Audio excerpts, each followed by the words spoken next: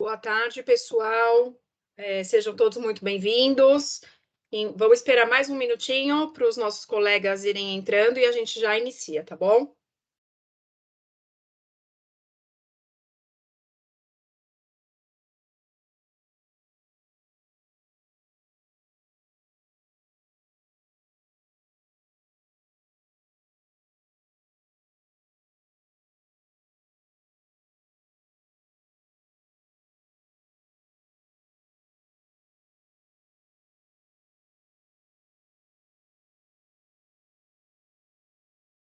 Vamos lá, pessoal. Boa tarde a todos. Bem-vindos aí a mais uma Integrity Week. Agradeço a presença de todos, né? O slogan da nossa semana neste ano de 2022 é Desafie-se, vá além, né?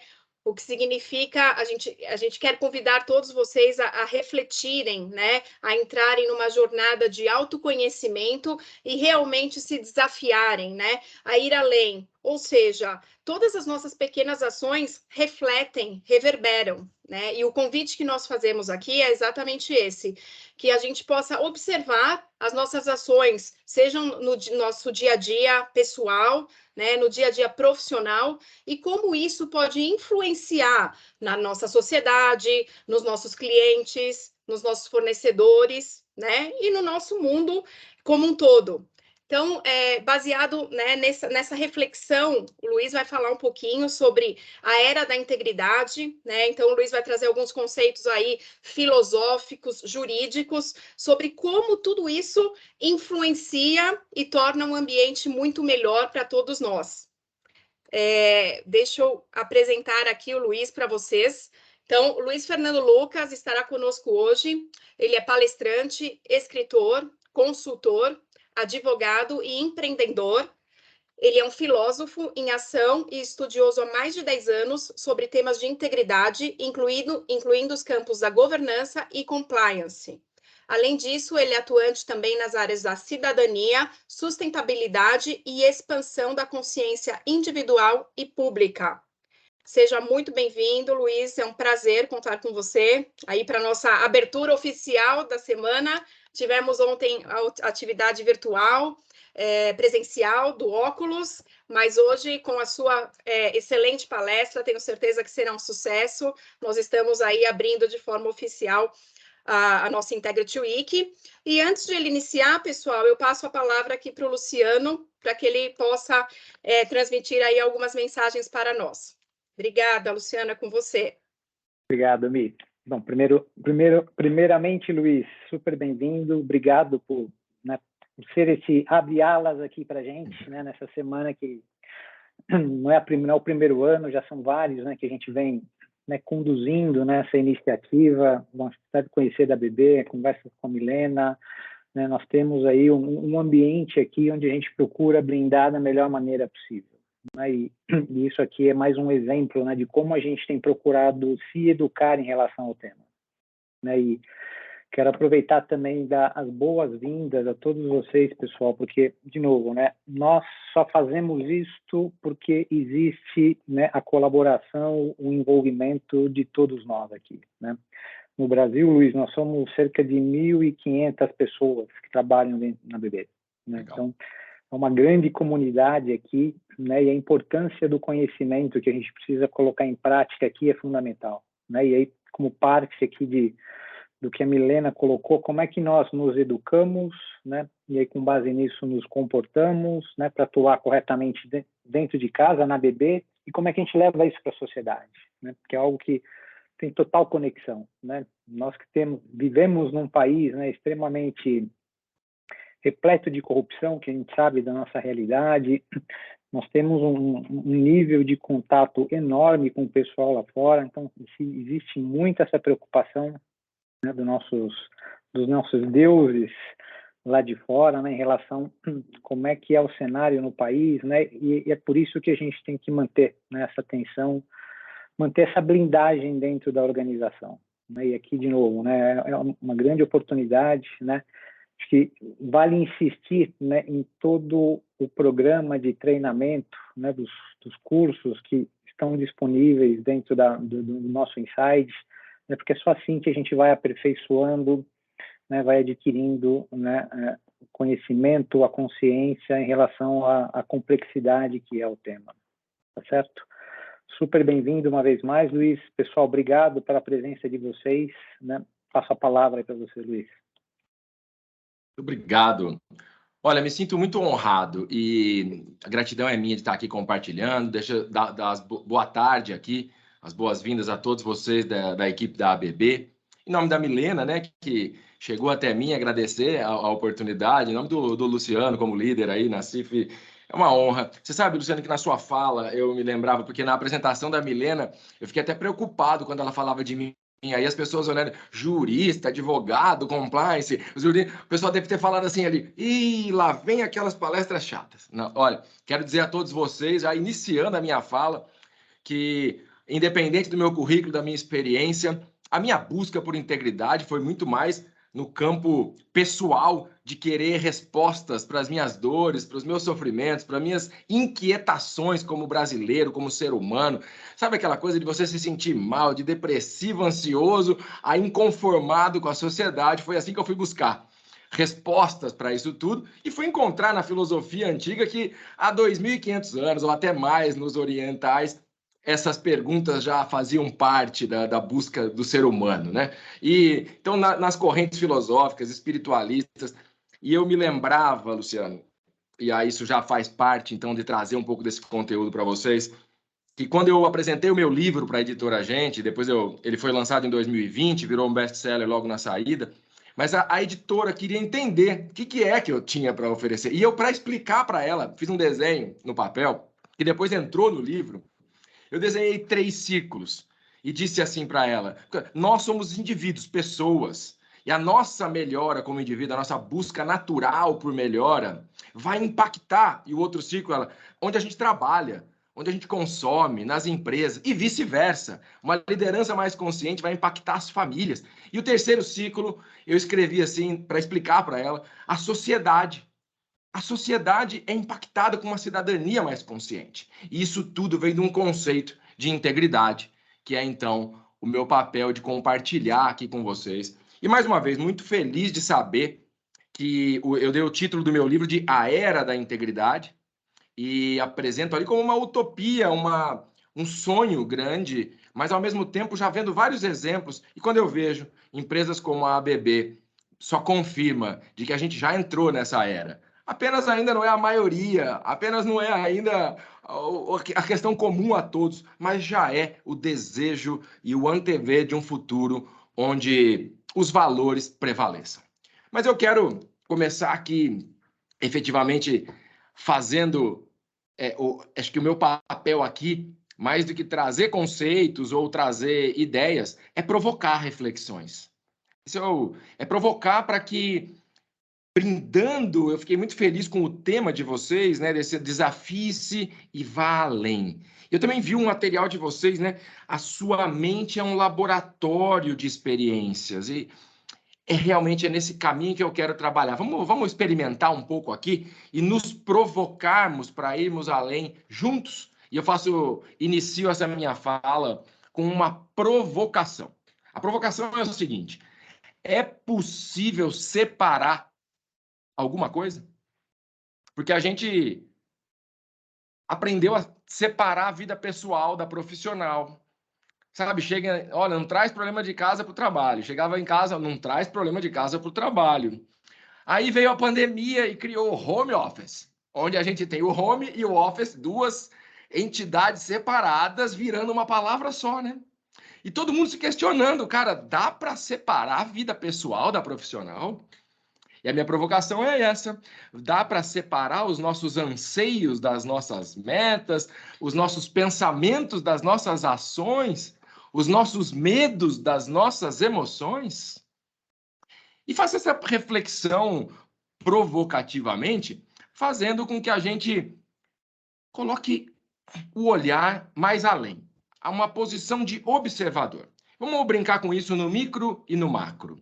Quando a gente olha um átomo, né, a menor partícula indivisível, ela é uma partícula indivisível. Daí vem o nome, né, do latim indivisum, que significa indivisível, e que no grego passou a ser átomo, o mesmo sentido, indivisível. Quando a gente olha esse átomo, é uma coisa só, né? Densa. Tá, quando a gente põe lupa, o átomo tem 99,9% de vazio. A ciência comprova isso. Então, um olhar de cima, eu vejo uma unidade. Se eu tiver dentro do átomo, se eu for um próton ou um elétron ou apenas um observador do átomo, parece que não tem nada. Parece tudo muito separado e os elétrons ali virando e parece tudo que está meio perdido ali, né? Uma dança.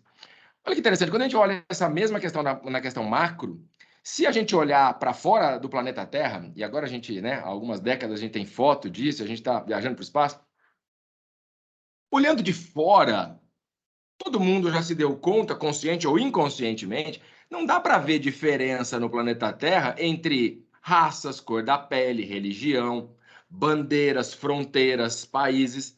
Olhando de fora, tudo isso que a gente aqui dentro parece tudo muito separado é uma coisa só. É um inteiro. É uma unidade. Aliás, quando a gente tenta separar alguma coisa, parece mais difícil do que tentar olhar a unidade, mas quando a gente olha em volta, parece que está tudo separado.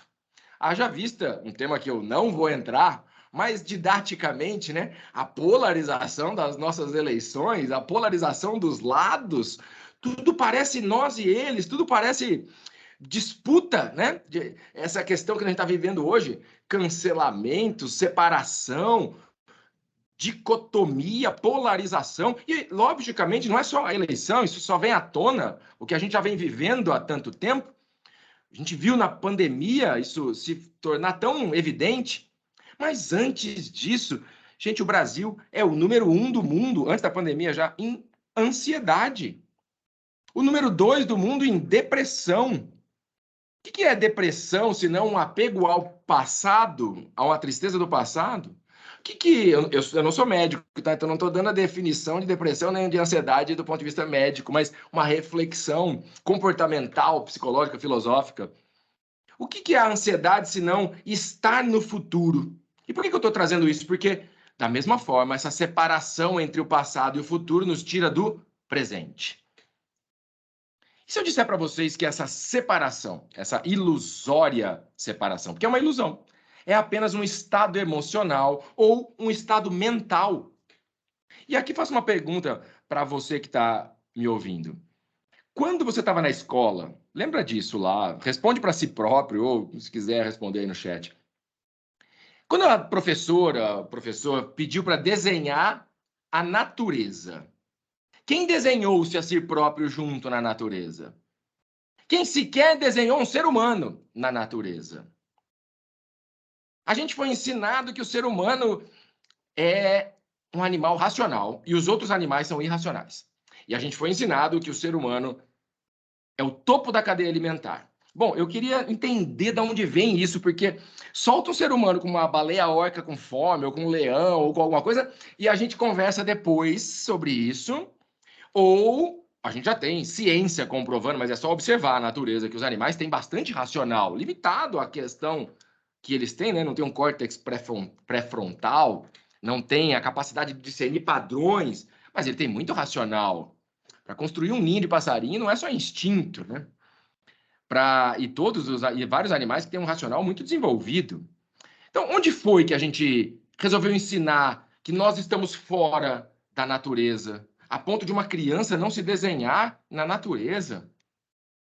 Quando a gente vê essa crença na separação, porque é uma crença, ela explica muito o porquê que a gente vê no mundo hoje a necessidade da gente estar trabalhando essas questões de integridade e valores, porque a gente se perdeu lá do princípio. A gente se perdeu quando a gente resolveu fatiar as coisas e separar tudo e virou uma crença que, juntando com outras, dá o momento que a gente vive hoje. Um momento que parece um grande paradoxo. O ser humano já sabe que vai chegar em Marte. É uma questão de quando, não mais se. E vivemos a era do conhecimento e da informação. E neste mesmo momento da era da informação e do conhecimento, que nós temos conhecimento para resolver todos os problemas da humanidade, a gente está com depressão e ansiedade, burnout, taxas de suicídio. Onde foi que a gente errou? Mas olha, eu digo que a gente tem alguns fatores, né? A origem do nosso sistema, o que a gente conhece por economia, ela tem uma palavra dizendo que economia é a gestão dos recursos que são finitos. E hoje a gente tem vários motivos e vários conceitos científicos para ver que não tem nada finito no universo, é tudo infinito. A gente tem, então, uma crença na escassez também errada, somado a um fluxo de informação gigante, com um crescimento exponencial tecnológico, juntando com coisas da nossa cultura. Por exemplo, síndrome do vira-lata. O brasileiro acha-se inferior aos outros. Tem um livro do Janete da Fonseca com esse título. E com uma questão que um psicólogo chamado Rotter trouxe um conceito que algumas empresas utilizam para avaliação de perfil psicológico, que é o centro de controle. Centro de controle interno ou externo. Quanto que a gente atribui a nós mesmos o nosso fracasso ou o nosso sucesso? E no Brasil nós temos um centro de controle coletivo externo. A gente sempre acha que a solução dos nossos problemas ou o motivo da nossa felicidade e abundância vem de fora. Vem do chefe, vem do pai, vem do presidente da República, vem do Salvador, enfim. Quando a gente junta todas essas crenças com o acelerar da informação e da comunicação, a neurociência hoje está mostrando que excesso de informação causa déficit de atenção. Quem tem filho pequeno, olhando para o celular, sabe do que nós estamos falando. Aí, eu estou colocando um monte de informações aqui para provocá-los. Quando a gente junta tudo isso, a minha pergunta fica: como é que pode a gente ter tanta tecnologia, tanta informação, tanto conhecimento? E eu vou fazer uma pergunta aqui para reflexão de cada um. Quando a gente procura alguma coisa no Google, qualquer coisa que a gente procura vai ter lá 13 bilhões de respostas. 13 milhões de páginas. Quem vai na página 2 para ver a informação? Quem vai na página 3? Aí já precisa ser estudado pela NASA, né? Mas a reflexão é essa, assim, a gente realmente quer saber como que a gente faz a nossa mente, o nosso laboratório de experiência, como que a gente desafia a nós mesmos a irmos além, como que a gente retorna aquela curiosidade infinita dos filósofos antigos, para entender que nesse paradoxo da vida atual, onde o homem está quase indo para Marte, mas em geral, nós como humanidade não fizemos a viagem mais curta que nos é possível. Como disse Carlos Drummond de Andrade no seu poema O Homem, as Viagens, a viagem mais curta que o ser humano pode fazer é a viagem entre a sua mente e o seu coração. A integração do racional e do emocional. Porque senão a gente fica nessa ilusória dicotômica polaridade, nessa realidade que não existe de separação, e a gente fica contando um monte de história que não é verdade. E eu quero dar um exemplo aqui para vocês. Como é que a gente vai além? Como é que a gente transforma essa nossa cultura? A gente precisa sair das histórias que nos contaram. E boas histórias, bons contos de fada, boas histórias antigas, elas nos ajudam muito para isso. Sabe, quem aqui já ouviu falar na história do Pinóquio? Obviamente, todo mundo ouviu falar na história do Pinóquio, né? É o livro mais traduzido da humanidade, gente. Mais traduzido que a Bíblia, né? Tem religiões que tem muito mais gente que as cristãs, inclusive. O livro do Pinóquio é universal. Uma curiosidade, o autor do Pinóquio, Carlo Collodi, o nome dele real é Carlo Lorenzetti, se eu não me engano, ele escreveu centenas de livros, vários livros didáticos. O único livro que ele não assinou com o nome dele foi Pinóquio. Não sei se ele tinha ideia do tamanho que era o livro, ou se ele ficou com medo de ser julgado, ou se ele sabia que não era dele. Mas a reflexão que eu faço aqui é o seguinte: quem é o Pinóquio? Pinóquio, um ser criado, esculpido por alguém que o criou como um boneco, na intenção de que ele pudesse exercitar o máximo do seu potencial, buscar a sua felicidade, a sua realização, e para isso criou todas as condições. Colocou o Pinóquio na escola, deu todas as condições lá de comida, roupa e orientação, e deu lá os caminhos para o Pinóquio. E o que o Pinóquio resolve fazer? Pinóquio resolve, como está bem escrito no livro, optar pelo atalho, ir para a Ilha dos Prazeres.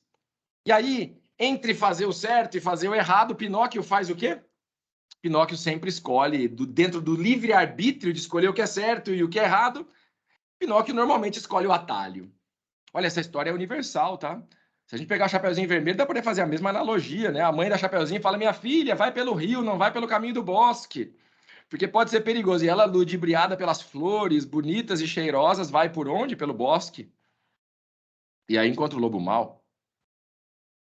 Mas o Pinóquio escolhe ali, ele escolhe a trapaça, ele escolhe roubar, ele é preguiçoso, ele mente. E o que acontece com o Pinóquio? Ele ganha a orelha de burros, cresce o nariz, ele é preso, engolido por uma baleia. Com um detalhe, pessoal. O Pinóquio tem a todo instante a voz da consciência falando para ele. Quem é a voz da consciência do Pinóquio? Escreve aí no chat quem é a voz da consciência do Pinóquio. A todo instante lá. O filme da Disney do Pinóquio tem 70 anos. Faz um mês, a Disney lançou uma nova edição do filme do Pinóquio. O livro é mais de centenário. E neste novo filme, a Disney resolveu deixar mais claro, porque a gente não percebeu, que a voz da consciência do Pinóquio, olha, eu tenho até um bonequinho aqui comigo, deixando no meu escritório, para me lembrar disso, é o grilo falante, ó, tá ali, ó, tá na cara. Tá o tempo inteiro a vozinha falando na nossa mente, a voz da consciência que tá lá falando, olha, não vai por aqui, olha, pensa bem, verifica, tenha prudência, não vai fazer isso que vai dar errado. Mas quando a gente não ouve a voz da nossa consciência, dá ruim. Tá lá, todos nós temos. Todos nós temos. E não é possível que, com essa curva de evolução exponencial, que todo mundo já viu a curva de evolução exponencial da tecnologia, da informação, será que o ser humano está ficando para trás?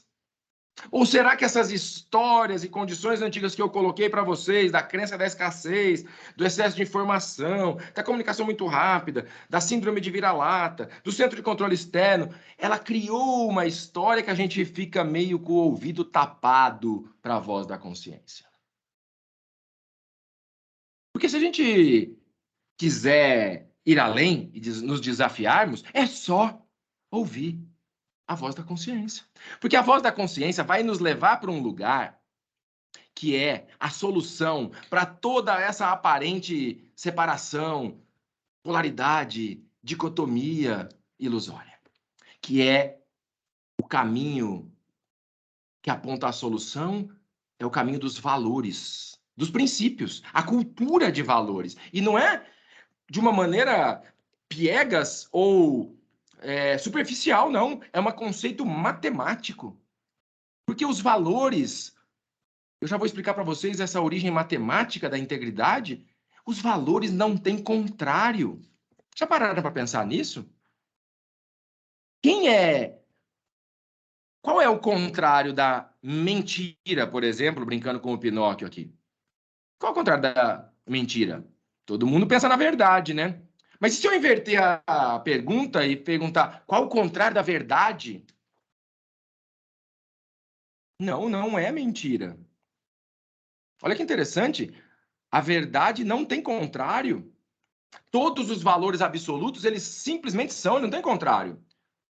Acompanha comigo aqui o raciocínio. E se você for no dicionário e procurar verdade, a definição de verdade é aquilo que é real.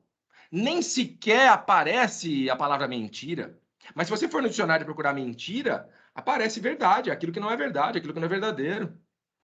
A mentira precisa da verdade como referência. A verdade não precisa da mentira. Ela simplesmente é. Aliás, tem uma história da mitologia grega antiga que diz que a verdade, a deusa da verdade, entrou num banho para tomar banho, tirou as roupas e entrou numa piscina, numa banheira. A mentira, vendo aquilo, foi lá e pegou as roupas da verdade e se vestiu e saiu pela cidade, pela polis ali da Grécia. E olha o que aconteceu. As pessoas olhando a mentira vestida de verdade acreditaram na mentira. E quando a verdade, se vendo sem o que fazer, Porque quando saiu das águas, não tinha sua própria roupa, saiu nua. E as pessoas não conseguiam encarar a verdade nua e crua. Essa história nos faz olhar assim, como é que a gente continua achando que o contrário da verdade é a mentira? Não, olha, para aqueles que ainda estão refletindo sobre isso, Einstein nos disse com toda clareza, não se dá para estudar a sombra, dá para estudar a luz. A sombra é apenas a ausência da luz. E qualquer engenheiro sabe que não se estuda o frio. O máximo que se estuda é o calor, porque o frio é apenas um grau ou a ausência de calor. E a mentira é apenas a ausência da verdade. A mentira é apenas um relativo percentual de verdade. Porque quando ela for 100% verdade, ela é a verdade. E isso nos traz o conceito de valor absoluto. Todos os valores são absolutos. A honestidade, a bondade, a compaixão. Todos. A falta de honestidade é a ausência de honestidade, não o contrário dela. A incorruptibilidade é um valor. Ser corrupto é falta de valor. Então, e por que isso é tão importante na conexão com essa dicotomia, polaridade, dualidade que a gente vive hoje? Porque na dúvida do ser humano, e é legal lembrar dessa palavra, porque toda vez que a gente tem dúvida, a gente entra na dualidade, a gente tem que tomar uma decisão, né? A decisão. E a mesma origem da palavra átomo, que é no latim indivisum, aquilo que é indivisível, é a mesma origem da palavra indivisum, que dá origem à palavra individuum, o indivíduo. Mas nas nossas línguas foi chegando para a gente indivíduo. E a gente transformou do indivisível àquele que fica na dualidade. Aquele que tem dúvida. E como é que a gente sai da dúvida? Como é que a gente volta para os princípios? É indo para aquilo que não tem contrário. Voltando aos valores. Na dúvida, façam esse exercício. Façam esse exercício. Você vai ver que não tem como ter dúvida quando você está embasado em valores. E integridade. Eu gosto de dizer que integridade é a soma de todos os valores, é a união de todos os valores, é a mãe de todos os valores. Porque quando eu conseguir alcançar a perfeição em todos os valores, eu estou íntegro. Por isso que eu digo que não tem integridade, quase integridade, né? Integridade é um conceito binário, é 1 ou 0.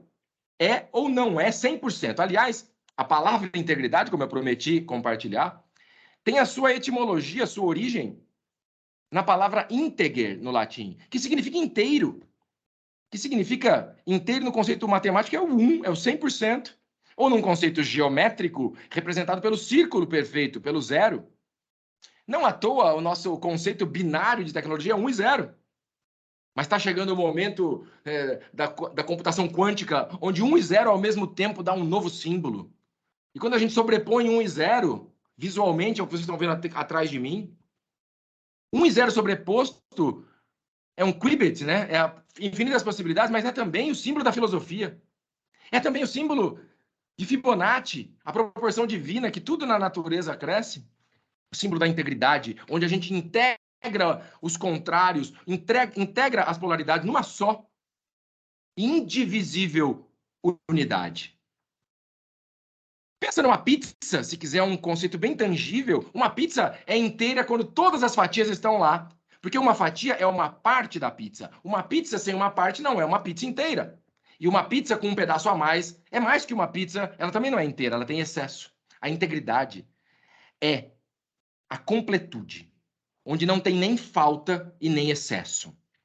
É a perfeição. Os gregos diziam, como sinônimo da integridade, a perfeição, a totalidade, a unicidade que nos leva ao que Sócrates tinha como premissa nos seus discursos, no seu trabalho, nas suas perguntas, que era buscar o que é bom, o que é belo e o que é justo, porque é o que é perfeito.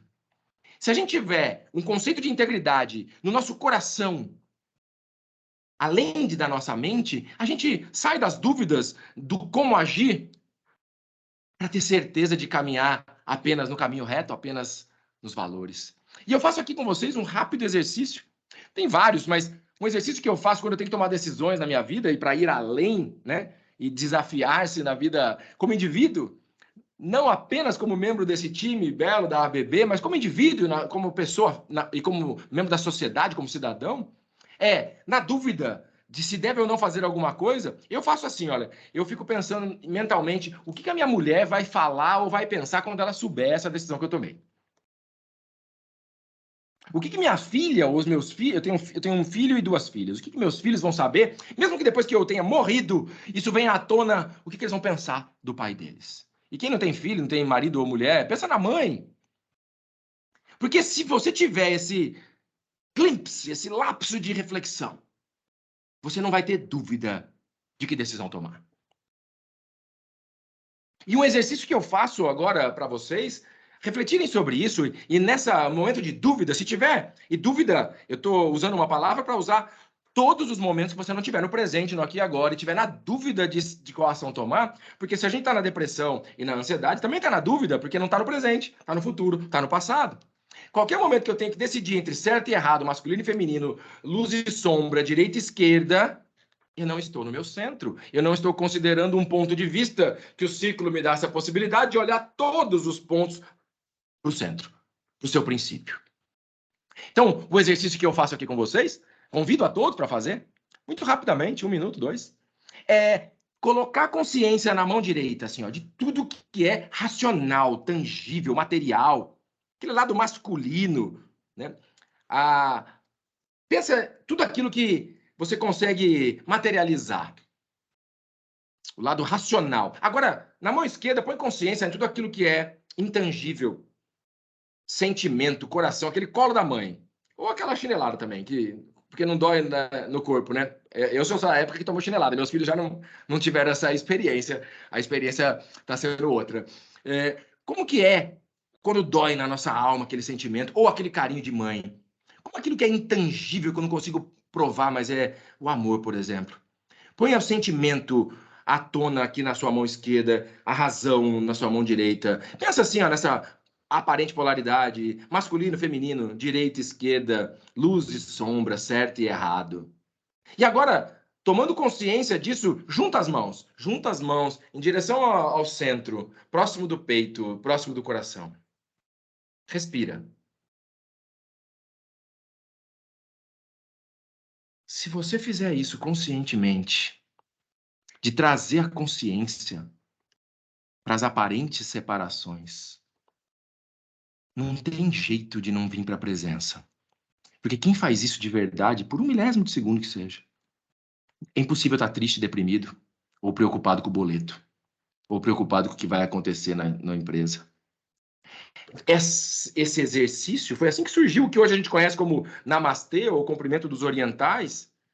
Os sábios antigos faziam isso como um exercício de presença, um exercício de integridade, na união entre mente e coração, para que a gente possa fazer essa viagem que eu citei do Carlos Drummond de Andrade, que é muito mais curta do que ir para Marte, conscientemente, unindo o que nunca foi separado. Há de se voltar a pensar de que não existe um ser humano só razão ou um ser humano só emoção. E por que é, então, que a gente ainda insiste em separar? A gente consegue começar a caminhar nesse caminho da integridade se a gente conseguir trazer essa reflexão de que, olhando para os extremos, a gente vê o todo. E na questão do livre-arbítrio, voltando à história do Pinóquio, Pinóquio se torna um menino de verdade quando ele deixa de tomar decisões entre o certo e errado e escolhe fazer apenas o certo. Porque uma frase que eu uso, virou um tema de uma palestra, é fazer o certo é o único jeito de dar certo. Esse é o conceito da integridade, onde eu abdico do meu livre-arbítrio para só fazer o que é certo. E trazendo isso para a minha vida, eu começo a observar, porque um caminho de integridade individual começa não pelo autoconhecimento, mas pela autoobservação. Como disse o filósofo Stefano Dana, a autoobservação é autocorreção. A autoobservação é autocura.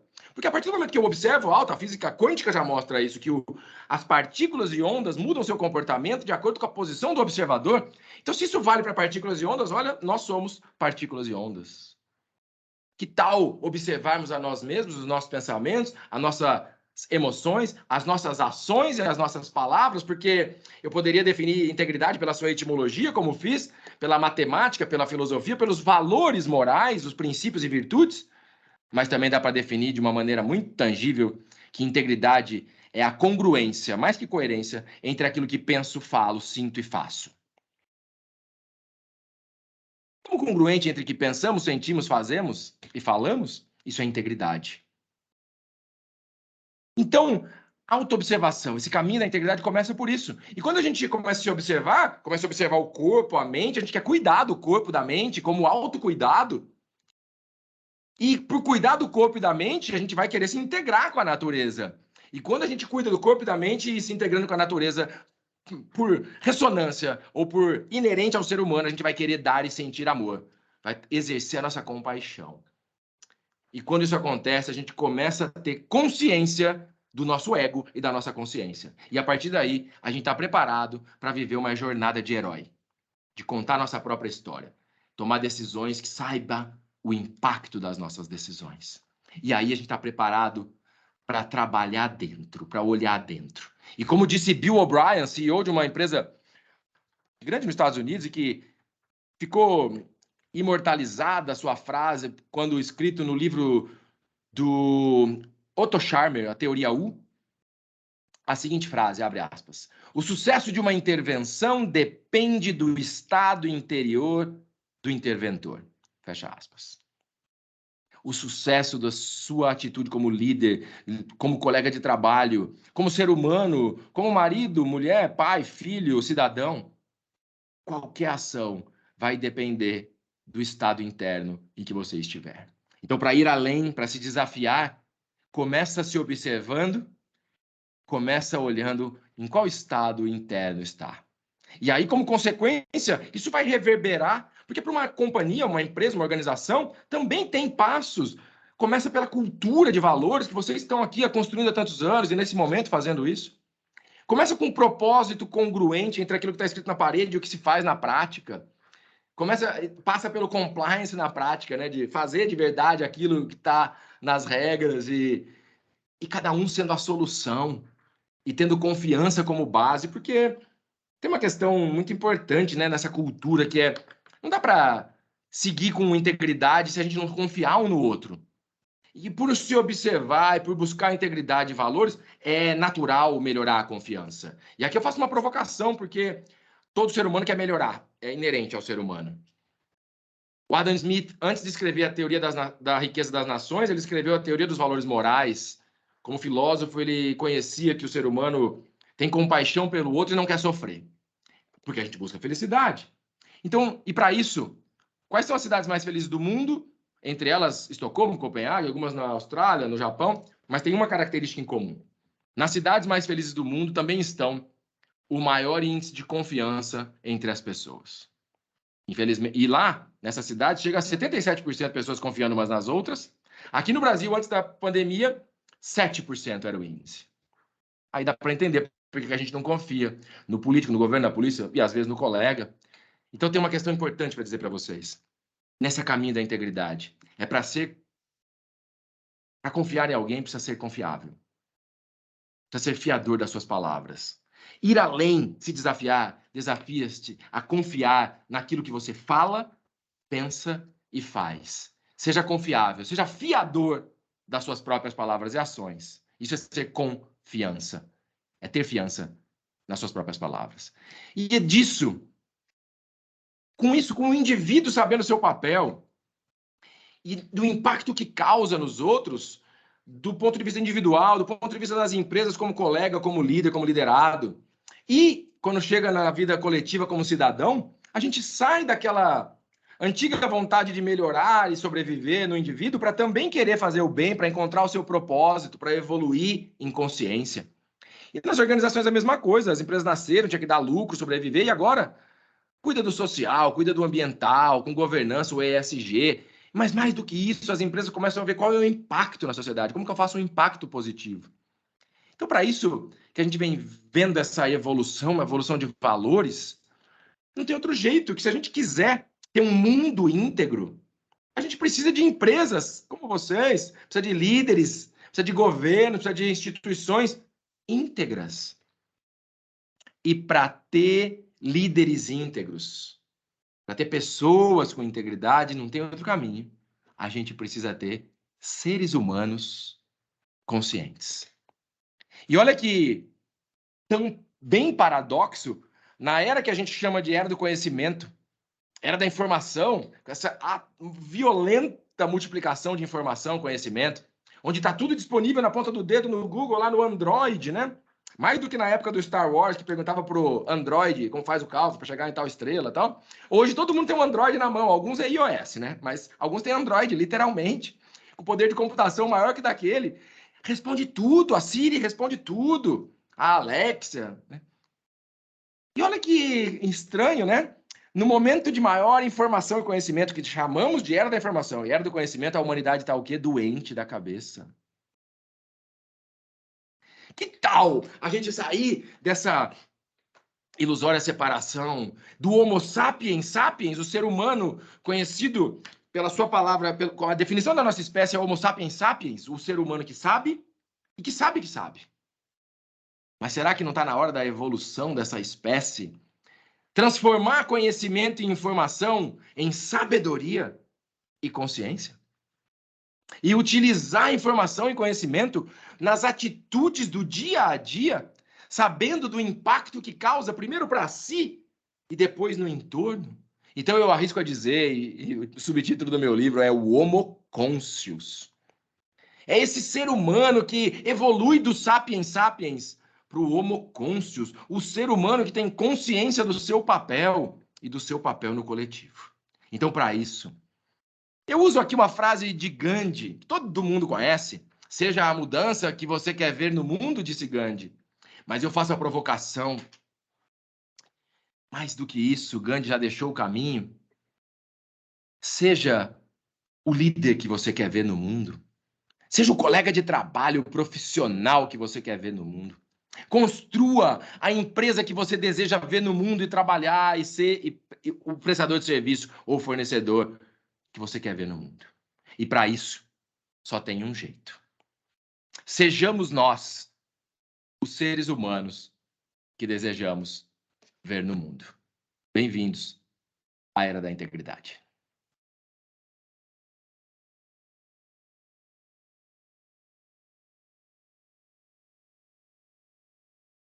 Grato pelas palmas. Eu estou vendo alguns rostinhos aqui numa grande reflexão, falando, e agora? Como é que eu mudo meu comportamento? Então, tá tudo certo.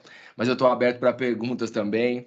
Tem palestrante motivacional e tem palestrante provocacional, aquele que provoca a reflexão e você sai em choque, não sabe bem se ficou feliz ou triste porque vai ter que repensar a vida. Prazer. Luiz Fernando Lucas. Excelente, Luiz, muito obrigada. Acho que temos algumas perguntas aqui no chat. Juliana Pádua, se você quiser colocar sua pergunta no chat, não sei se o microfone está aberto para que você possa fazer. Juliana Pádua, e depois podemos passar a palavra também para Gabriele Lima. Desculpa, Milena, na verdade eu ia fazer a reação, coloquei a mãozinha, mas parabéns aí pela palestra, gente, achei muito incrível. Parabéns, Luiz Fernando. Obrigado. Obrigada, Juliana.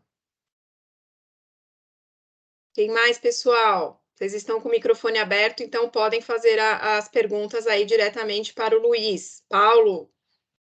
Oi, Luiz. Tudo bom? Boa tarde. Boa tarde, Paulo. Você vê aqui pela camiseta que hoje eu estou de home office, né?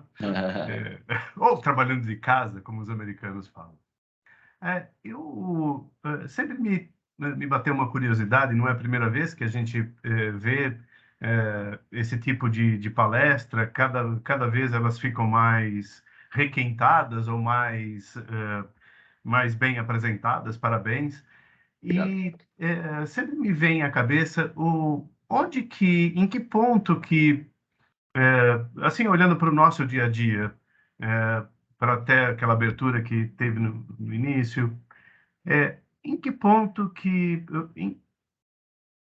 Qual foi o momento em que o Brasil ficou, ou que a nossa sociedade, ou que a nossa cidade, ela ficou com tão pouca confiança, como você falou aí, um índice de 7%, e tem um diretor nosso que ele fica na Noruega e fala que lá não tem polícia porque todo mundo confia um no outro. Não tem necessidade de ter tanta polícia, de tanto fiscal. Tem algum ponto particular da nossa sociedade onde isso aconteceu? Ou é porque somos um país novo? Lá também tinha os vikings, que não eram nada íntegros, mas tudo bem. Só uma pergunta aqui para você, se você tiver alguma resposta. Legal, Paulo. Bom, eu estava olhando para trás aqui porque tem um livro ali do Darcy Ribeiro, né? O Povo Brasileiro. Tem um tanto de fonte, sabe? Acho que não cabe aqui. Primeiro que se eu quisesse dar um ponto para você, eu estaria sendo leviano ou achando que tem a resposta. Mas eu diria para você que se eu fosse obrigado, alguém falasse assim, você tem que responder essa pergunta dizendo um ponto. Eu acho que é agora. É agora. Porque como é que a gente pode culpar algo do passado? A nossa realidade é essa, porque você bem falou, né?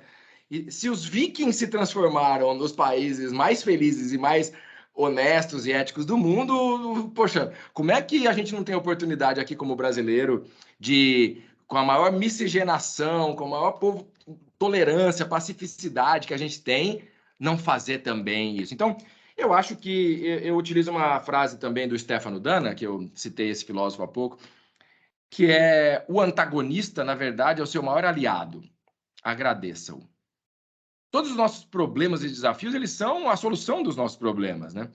São eles que dão a capacidade de darmos um salto quântico de evolução. Então, talvez isso que a gente está vendo no Brasil é o degrau para a nossa evolução como sociedade. Ao invés de achar culpado e onde aconteceu, encontrar o que temos para aprender com isso e como evoluirmos é a forma que eu gosto de pensar. Obviamente que dá para estudar bastante do Darcy Ribeiro, né, e vários conceitos aí. Mas uma vez eu almoçando junto com um norueguês, inclusive foi casado com uma amiga da minha esposa, na época da lei do ficha limpa. E eu todo empolgado como brasileiro, contando para ele que a gente estava criando uma lei do ficha limpa, né? Que nem vale mais nessa lei por enquanto. Que é assim. E eu todo empolgado contando para ele virou para mim, fez uma pergunta assim que foi tão óbvia, que falou assim: para que precisa de uma lei? Não é só não votar em quem é corrupto? Eu confesso que eu fiquei bastante envergonhado naquele momento de compreender Ótima isso. Resposta. E ele falou na sua inocência mesmo, ele estava mais tentando compreender assim, porque a complexidade que eu estava trazendo era necessária.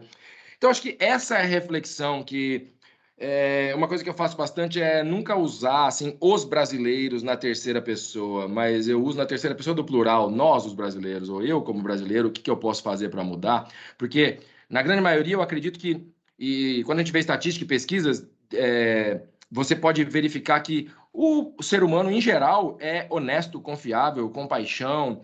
Então, quando é que a gente deixou um coletivo criar uma história de que somos assim? Essa é a pergunta, porque a maioria de nós somos honestos, temos todos os valores e estamos aqui para, como indivíduos, como coletividade, como grupo, como empresa que a ABB alastrar esses valores para nos fazermos recordar quem somos, que no fim do dia não somos brasileiros, somos seres humanos e como seres humanos queremos o bem do outro. Obrigado, Luiz. Pela extensão da resposta, eu vi que a minha provocação valeu a pena. Muito obrigado aí pela tua resposta, pelo teu desenvolvimento do tema. Oi, Luiz. Gosto desse tema. Aqui é o Maurício da Tesouraria, cuido da parte de seguros e gerenciamento de risco da companhia. Muito obrigado pela sua participação, excelente palestra, realmente provocativa e vou além, um tanto quanto motivadora. Você acabou de utilizar aí um outro termo, mas é essencial a questão da integridade. Eu sempre digo, quem trabalha comigo há 20 anos escuta isso há 20 anos. O maior legado que eu deixo para os meus filhos é a integridade, porque se você quebra a integridade, eu falo, corrompe além do ser humano, corrompe a alma, não vale o preço, seja a que título for. Então, isso tem que ser absoluto. Por mais que às vezes a gente sofra alguma dificuldade, até pela questão de permanecer na integridade, isso é necessário.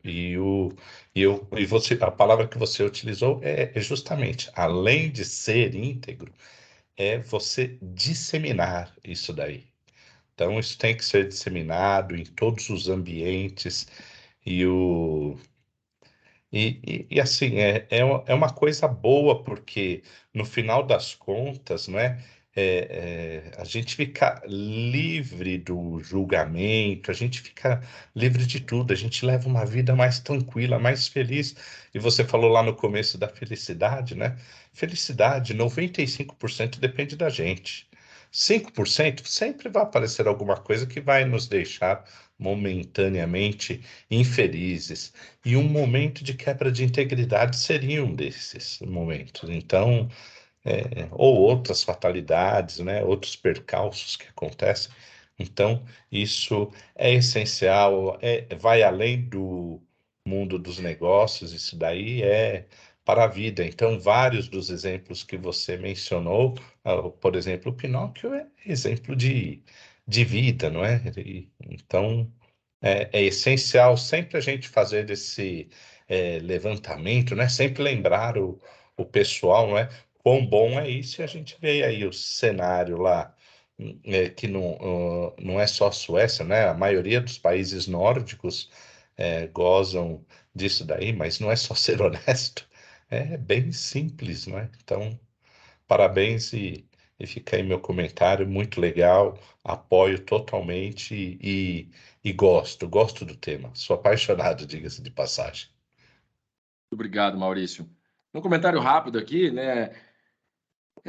Nós somos os Pinóquios, né? Pinóquio não é história para criança, não, tá? Quem não captou, deixa eu descer direto. Então, assista o filme aí, leia o livro esse final de semana, com a família, com os filhos, porque aquele meme antigo, né? Às vezes eu uso nas minhas palestras, sabe? As árvores somos nozes. Eu treinei 1 ano e meio para falar essa frase.